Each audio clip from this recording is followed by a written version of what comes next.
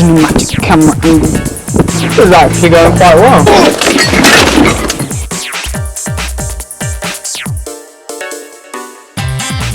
This is my Land Rover 110 6x6 forward control. I doubt you've ever seen one before, because there are only two. It is a Frankenstein of engineering, a concoction of parts from many different vehicles, and I shall bring it back to life.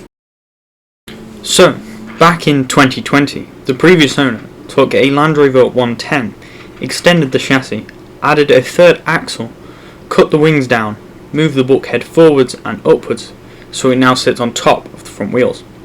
Under the seat, a Cummins 3.9 ISBE diesel from a DAF LF45 lorry, paired with a ZF5 gearbox, together weighing a whopping 3/4 of a ton.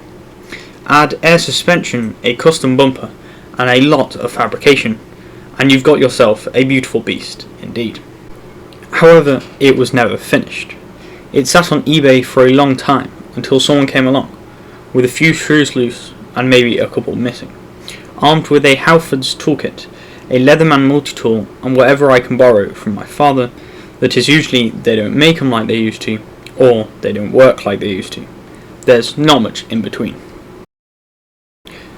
The plan is to get this thing road legal, which might be easier now due to recent DVLA changes on heavily modified vehicles, but we shall see. Then I shall build a demountable overlander body and take it around the world. But first, I've got to get this thing running. To kick things off, I bought a Land Rover 110 for parts, stripped it down with the help of my father. Hopefully I shall be able to recoup some of the money by selling the parts I don't need. We also built this place, with the idea I would use it to explain things and write things down, when I eventually paint this consumer white. Maybe in episode 2. Of course, it hasn't been smooth sailing.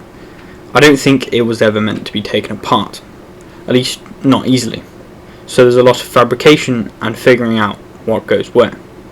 Also, this engine is an interesting one, but that's half the fun, right?